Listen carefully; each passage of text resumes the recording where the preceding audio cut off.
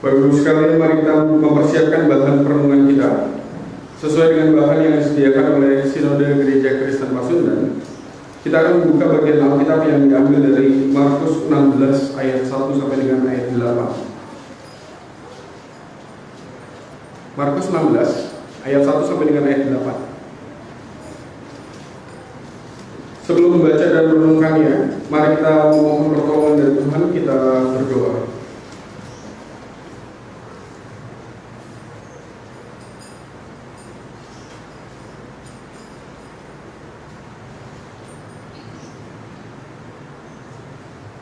Dalam kehidupan kami seringkali tidak mengerti tentang apa maksud Tuhan di balik semua hal yang terjadi dalam kehidupan kami. Tetapi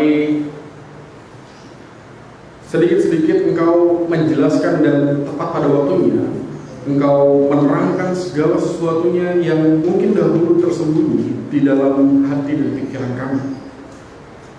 Pada akhirnya Engkau menyatakan bahwa dirimu adalah baik adanya. Segala sesuatu Engkau rancangkan untuk kebaikan bagi kehidupan kami. Dan di hari Paskah ini, ajar kami untuk mengenali setiap gerak langkah-Mu yang meneguhkan pernyataan betapa kasih-Mu besar bagi kehidupan kami. Pimpin kami Tuhan, supaya hari ini kami boleh menemukan kekuatan yang memang Engkau sediakan bagi setiap kami dalam menjalani kehidupan ini di dalam kebangkitan Kristus. Ini kami, berfirmanlah, kami siap untuk mendengarkan. Dalam Kristus Yesus, firman yang telah menjadi manusia, kami datang dan berdoa. Amin. Markus pasal 16 ayat 1 sampai dengan ayat 8. Saya akan membacakan buat kita sekalian. Setelah lewat hari Sabat, Maria Magdalena dan Maria ibu Yakobus serta Salome membeli rempah-rempah untuk pergi ke kubur dan meminyaki Yesus. Dan pagi-pagi benar pada hari pertama minggu itu, setelah matahari terbit, pergilah mereka ke kubur. Mereka berkata seorang kepada yang lain, "Siapa yang akan menggulingkan batu itu bagi kita dari pintu kubur?" Tetapi ketika mereka melihat dari dekat, tampaklah batu yang memang sangat besar itu sudah terguling. Lalu mereka masuk ke dalam kubur, dan mereka melihat seorang muda yang memakai jubah putih duduk di sebelah kanan. Mereka pun sangat terkejut. Tetapi orang muda itu berkata kepada mereka, "Jangan takut. Kamu mencari Yesus orang Nazaret yang disalibkan itu. Ia telah bangkit. Ia tidak ada di sini. Lihat, inilah tempat mereka membaringkan Dia. Tetapi sekarang pergilah, katakanlah kepada murid-muridnya dan kepada Petrus, Ia mendahului kamu ke Galilea. Di sana kamu akan melihat Dia seperti yang sudah dikatakannya kepada kamu." Lalu mereka keluar dan lari meninggalkan kubur itu, sebab gentar dan dahsyat menimpa mereka. Mereka tidak mengatakan apa-apa kepada siapapun juga karena takut. Dengan singkat mereka sampaikan semua pesan itu kepada Petrus dan teman-temannya. Sesudah itu Yesus sendiri dengan perantaraan murid-muridnya memberitakan dari timur ke barat berita yang kudus dan tak terbinasakan tentang keselamatan yang kekal itu. Sampai sedemikian jauh pembacaan Alkitab kita hari ini. Yang berbahagia adalah kita sekalian yang bukan hanya sekedar membaca merenungkan, tapi mau melakukan apa yang menjadi kehendak Tuhan. Haleluya.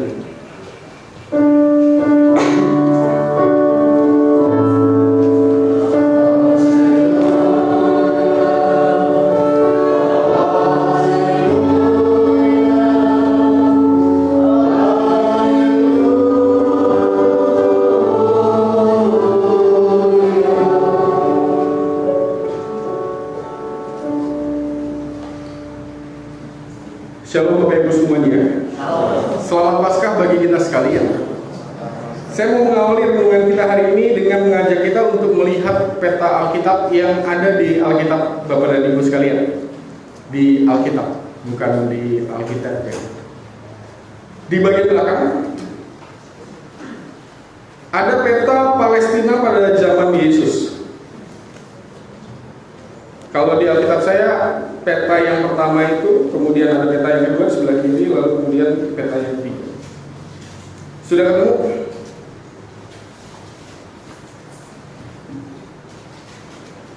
Judul petanya itu Palestina pada zaman Tuhan Yesus. Biasanya setiap Alkitab di belakang itu pasti ada peta dan judulnya pasti sama.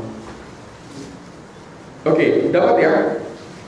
Di mana letak Yesus disalib dan dikubur? Nggak ada keterangannya memang. Tapi kita tahu bahwa Yesus itu disalib di Yerusalem dan di Golgota dan kemudian dikubur, pasti nggak jauh dari sana. Anggaplah di daerah Yerusalem gitu ya. Titik tepatnya kita nggak tahu, tapi pasti di Yerusalem. Murid-murid pada waktu itu di Jumat Agung itu masih di Yerusalem. Oke, lalu kemudian di mana Yesus memerintahkan para murid untuk pergi menjumpainya? Udah, lihat saja apa yang dikatakan dalam perikop kita. Di ayat 7 dikatakan bahwa pergilah ke Galilea. Bisa ketemu Galilea ada di mana? Yerusalem itu ada di bawah. Saya selalu bilang bahwa Yerusalem itu ada di bawah. Nah sekarang Bapak dan Ibu lihat sendiri. Yerusalem itu ada di bawah. Lalu kemudian Galilea ada di mana? Di atas. Saya lihat keterangan jaraknya ya. Dari Yerusalem ke Galilea itu perkiraannya antara 120 sampai dengan 140 km. Supaya kita mudah membayangkan ya, Tangerang ke Bandung itu 180 km. Artinya, kalau misalnya kita ngukur jarak antara Yerusalem ke Galilea, berarti ya kira-kira dari sini sampai ke hampir ke Bandung lah. Itu kalau misalnya kita naik mobil sekarang, ya karena ada tol ya lebih cepat ya. Sejam 1,5 jam sampai 2 jam. Saya sendiri udah lama sekali nggak ke Bandung karena pandemi ini. Terakhir saya ke Bandung itu masih hitungan 2 jam sampai dengan 3 jam.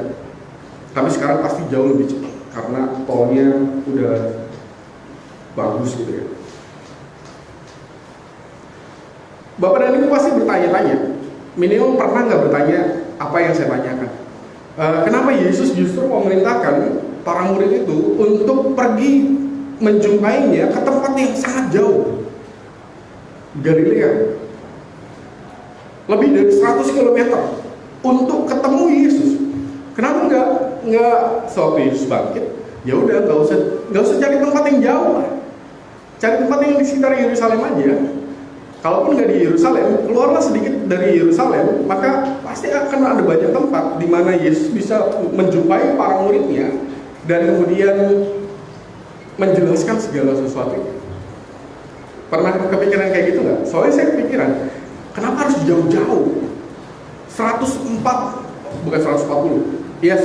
sampai 140 km, dan mereka nggak mungkin naik kendaraan kan? Nggak ada kendaraan pada waktu itu. Kendaraan itu paling banter tuh naik kuda atau keledai. Tapi para murid itu kan pasti berjalan iring-iringan dan jalan kaki. Artinya, bisa mereka berhari-hari baru tiba ketemu dengan Yesus. Dengan menyusur jalan dari Yerusalem menuju ke Galilea.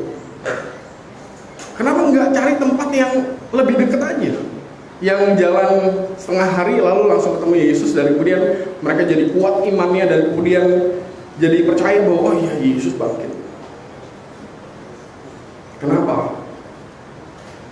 Kalau saya mencari jawaban dari pertanyaan itu, saya percaya bahwa di saat itu Yesus juga hendak mengajar dan mendidik para murid, para pengikut Kristus untuk apa? Untuk mengenali kembali segala sesuatu perjalanan-perjalanan kehidupan mereka, minimal di sepanjang 3 tahun perjalanan mereka bersama-sama dengan Tuhan Yesus, yang yang adanya di mana? Ya di sepanjang perjalanan itu.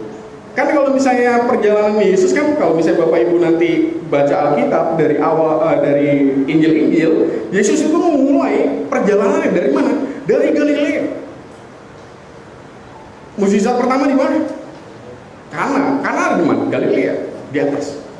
Di peta maksudnya, di petanya di atas. Lalu turun ke bawah, maksudnya di peta ya.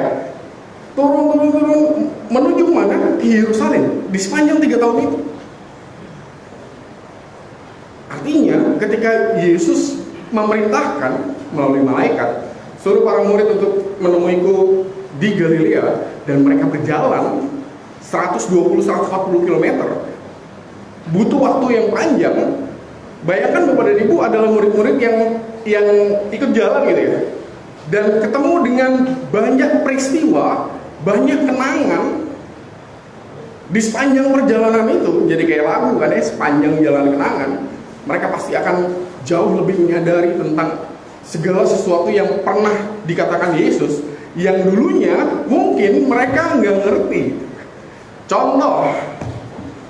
Contohnya apa ya? Contohnya kita nggak tahu Yesus pernah menghardik Petrus itu tempatnya di mana ya? Detailnya Bapak Ibu nanti bisa lihat.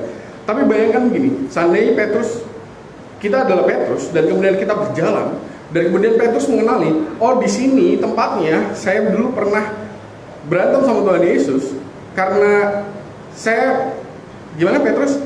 Nggak boleh Tuhan, engkau tuh nggak boleh kayak gitu, engkau tuh harus begini. Tapi Yesus selalu bilang, nyahlang kau iblis gitu kan ya. Dan ketika Petrus melewati tempatnya, maka dia akan mengingat, dan pasti dia akan mengerti tentang apa maksud Tuhan. Daripada kemarin gitu ya. Dan sekarang setelah Yesus bangkit dan menyuruh mereka untuk pergi ke Galilea, pasti para murid akan jauh lebih mengenali ketika mereka kembali ke tempat yang sama dan mengenal segala sesuatunya. Papu menjadi pengikut Yesus itu susah ya. Dari zaman para murid itu susah juga. Sampai sekarang juga susah. Ketemu dengan iman-iman yang berbeda terhadap Yesus, kita akan selalu di posisi yang sulit. Apalagi di Indonesia, apalagi di negeri tercinta ini, kita minoritas. Dan kita akan ketemu dengan percakapan sehari-hari. Natalan kita ketemu dengan nggak boleh ngucapin selamat Natal, gitu kan ya. Paskahan kita ketemu dengan apa? Bapak dan Ibu coba aja ngobrol-ngobrol gitu ya. Kalau misalnya Paskah, lalu akan dengan mudahnya ketemu dengan orang-orang yang memang imannya berbeda. Lalu kemudian sayangnya kadang-kadang iman yang berbeda itu membuat kita jadi lupa bahwa kita tuh sebangsa dan setanah air. Dan jadi ribut, dan bukan hanya ribut, tapi beberapa orang juga kadang-kadang suka jadi ekstrem gitu, seperti yang pernah kita bahas di beberapa waktu yang lalu, tindakan-tindakan terorisme. Ya karena apa? Karena memang imannya berbeda. Lalu kalau misalnya berbeda gimana? Apa memang harus kita ribut gitu? Lah kalau kita ribut mah kapan damainya? Di zaman dulu, di zaman para murid, bukankah kesulitannya sama? Kita tahu kisah Paskah ya. Sewaktu para murid ketemu dengan Kristus di Galilea, orang-orang Yahudi bilang apa? Kata siapa bangkit? Bukan bangkit, kamu yang curi mayatnya, gitu kan? Lalu kemudian orang Yahudi bilang, ya udah, bilang aja bahwa mereka mencuri mayat Kristus, dan kemudian mereka yang keluar-keluar. Orang Yahudi bilang, mereka yang keluar-keluar, maksudnya para murid yang keluar-keluar untuk apa? Untuk mengatakan bahwa Yesus telah bangkit. Mudah sekali ketemu dengan iman yang berbeda, dan kemudian pada akhirnya kita jadi, kalau tema sinodal kita kan jangan takut. Kenapa orang ngomong jangan takut? Ya karena memang kita seringkali takut. Ketemu dengan hal itu takut. Ketemu dengan hal-hal yang membuat kita bergumul hari demi hari pun sama kan ya, takut. Siapa yang gak takut? Orang buktinya udah banyak kok pandemi ini. kehilangan, perubahan drastis. Ya, yang namanya badai goncangan akan selalu ada. Pertanyaan saya, lalu apa yang Bapak Ibu bisa lakukan untuk menemukan kekuatan hari ini di tengah pergumulan-pergumulan yang terjadi? Kalau saya mau mengajak kita untuk persis melakukan apa yang dilakukan oleh para murid Kristus. Kalau istilahnya itu apa sih? Napak tilas ya? Benar nggak sih istilahnya? Napak tilas itu maksudnya kita nyusur jalan yang pernah dilalui dan kemudian kita mengambil pelajaran, pemaknaan dari itu semua. Belajar dari sejarah yang pernah kita lewatin dan pada akhirnya kita dapat kesimpulan satu. Dan kesimpulan itu menguatkan kehidupan kita. Bukankah itu yang dilakukan oleh para murid? Kenapa Yesus menyuruh ke Galilea jauh-jauh? Ya supaya mereka melihat gitu. Mereka sadar dan mereka mengingat, mereka merasakan kembali dengan semangat yang sama sekali berbeda. Sewaktu Yesus berkata, "Aku keluar dan datang dari Allah." Dulu mereka nggak ngerti, tapi setelah tahu Yesus bangkit, mungkin ya, karena kan memang mereka masih bingung juga para murid, tapi pasti ada suasana yang berbeda, sama sekali berbeda dengan para murid yang sebelum Yesus bangkit, itu pasti suasananya berbeda. Nanti pemahaman puncaknya saat apa? Saat Yesus naik. Setelah Yesus menjelaskan segala sesuatunya dan kemudian mereka mengingat lagi perjalanan mereka yang sekarang gitu ya, dari Yerusalem ke Galilea. Oh, di sini Yesus waktu itu kita tahu nih Yesus mengajari kita tentang hal ini. Oh, ternyata itu maksudnya. Ada banyak hal yang dahulu tidak mereka mengerti, tapi kemudian setelah peristiwa Paskah, kliknya jadi nyambung, penjelasannya jadi nyambung, dan itu menguatkan kehidupan kita. Maka hari ini saya mau ngajak kita untuk memaknai Paskah sebagai cara kita untuk mengingat, mengenang, dan bukan hanya sekedar itu, tapi juga kita mendapatkan kekuatan dari apa yang telah Tuhan lakukan di sepanjang perjalanan kehidupan kita. Dan dari situ sewaktu kita berhadapan dengan hari ini, Bapak dan Ibu, siapa sih yang nggak sedih hari ini? Siapa sih yang nggak bergumul hari ini? Tapi sewaktu kita melihat dia, menyusuri jalan kita kembali, seluruh keberadaan diri kita, seluruh kehidupan keluarga kita, dan kita akan menemukan, oh dari situ saya tahu Tuhan itu ternyata benar-benar baik. Oh dari pengalaman itu saya tahu Tuhan itu benar-benar makin baik dan makin dirasakan. Maka seharusnya kesimpulannya adalah kalau hari ini kita merayakan Paskah dan kita mengenang, mengingat, dan percaya Yesus telah bangkit, maka apa yang telah dilakukan Yesus dahulu, apa yang telah dilakukan Tuhan dahulu dalam kehidupan kita, yang sudah Dia tunjukkan bahwa Dia itu baik adanya, itu akan bisa diulangi, bisa ditunjukkan kembali bagi kehidupan kita kapanpun. Maka jangan hanya meratapi pergumulan-pergumulan yang terjadi hari ini, karena itu akan menggerogoti kehidupan kita. Lihatlah apa yang bisa kita mendapatkan kekuatan dari sana. Sedih boleh, tapi jangan berkubang dalam kesedihan itu. Pandang ke belakang, lihat apa yang Tuhan telah lakukan. Pasti baik adanya. Nggak mungkin seseorang ngomong bahwa Tuhan dulu nggak baik kok. Nggak mungkin. Kenapa? Karena kita ada sekarang karena Tuhan kan. Kita bisa menikmati banyak hal hari ini kan karena Tuhan. Terlepas dari pergumulan-pergumulan yang kita hadapi hari ini, maka lihatlah apa yang telah Tuhan lakukan. Nggak usah sampai jauh ke Paskah lah.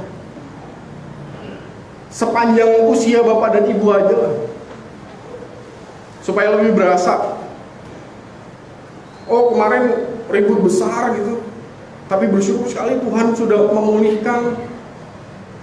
Dan suatu pengalaman itu ada, maka percaya aja bahwa, bukan percaya aja, percaya deh bahwa suatu kita ketemu dengan pergumulan yang lain dalam kehidupan kita hari ini. Bisa jadi Bapak dan Ibu akan menganggap bahwa pergumulan ini mah saya percayalah bisa saya lewatin gitu. Keluarga saya lewatin. Kemarin aja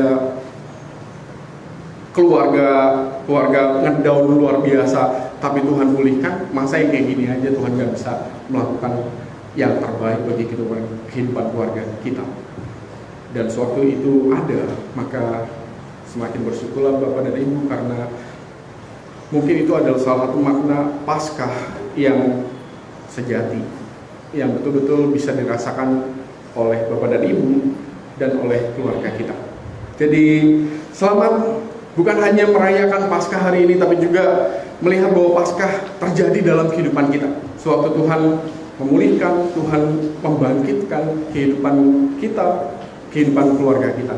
Tuhan menolong, Tuhan memberkati. Amin.